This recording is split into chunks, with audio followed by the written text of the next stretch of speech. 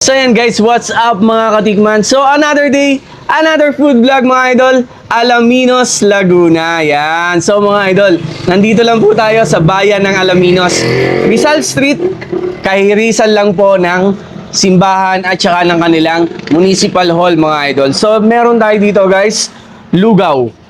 Overload lugaw at iba pa. So yung at iba pa niya guys, mga silog at saka chow fan, siomay, and lumpiang toge. Ayan. So ayan guys, itong si lugaw at iba pa, nagsimula lang sila sa cart na malita pwesto doon po sa may Petron, sa may Calabarzon. Hanggang sa nakita sila ng pwesto dito dahil dinudumog sila doon dahil sa sarap ng lugaw daw. So ngayon, titikman natin yung lugaw nila, no? So samahan nyo ako. Tikman natin yung lugaw, nilugaw at iba pa. So ito guys, ang lugaw overload nila. So ito guys, 80 pesos lugaw overload. Merong tokat baboy, may itlog, may chicharong bulaklak, may labot. So guys, ang gandaan sa kanila, pwede mong unlimited to. Unlimited syempre yung lugaw. So, gawin mo lang 99 pesos. O, di ba? Sulit ka na doon. Makadalawa ka nung refill nun, panalo na, di ba? So, tikman natin. Mura nun ha, 80 pesos. Yung plain nila, 25 pesos lang. Tikman na agad natin. Yun, yung texture ng lugaw, hindi siya runny, hindi malabnaw.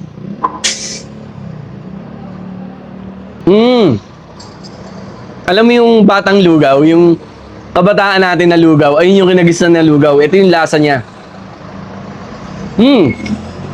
Sarap. Tingnan natin yung laman. Yun. Punong-puno ng laman, no? Perfect bite. Mainit daw guys, ha? Tinitis ko lang. Narap. Sarap yung lugaw. Tignan natin na may tokwa. Wow. Kaya pala, sila sumikat doon sa lugaw dahil yung pinakapanlaban nila yung lugaw nila dito. Tapos, nagdagdag sila ng mga ibang pagkain. Katulad na itong lumpiang toge nila. Siyempre, may suka yan.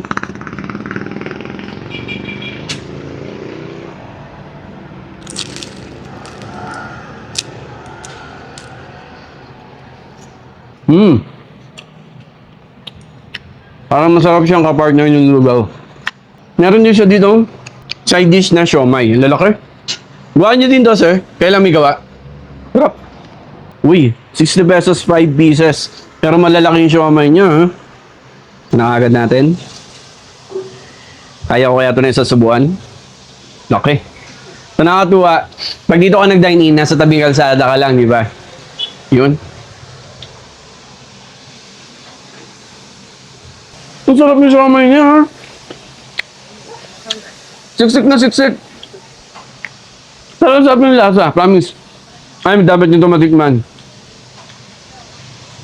Yung siomay niya, 10 out of 10. Ang ganda ng pagkakabalot, siksik na siksik yung laman. Tikman nyo to.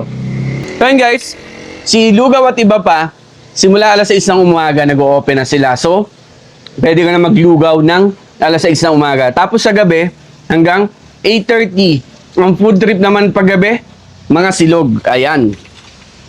So, ito naman yung mga silog niya. Pork silog. Ayan. Chick silog. So, 109 lang yung mga silog niya, mga idol. Tapos, ito naman yung chow fan. Yun, no? Maraming tao, ayaw ng plain rice, gusto mga silog. Ito, maganda to, di ba? So, tingnan natin. Yung kanyang pork chop, kung malambot ba. Ayun. Breaded pork chop.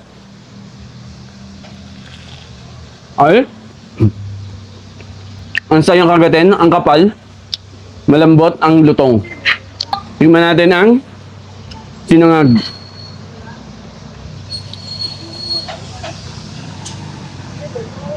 Yes, sinangag po siya, hindi lang basta dilagyan ng garlic. Talagang sinangag yun.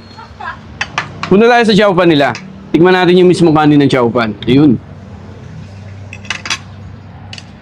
Perfect bite.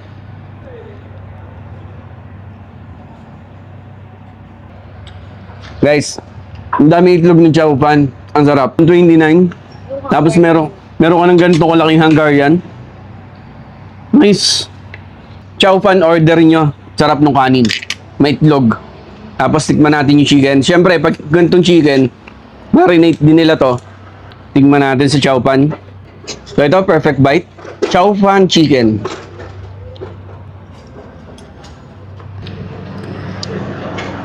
Guys, quality. Sarap. Sulit ang pagpunta po sa Alaminos pag dayo ko dito.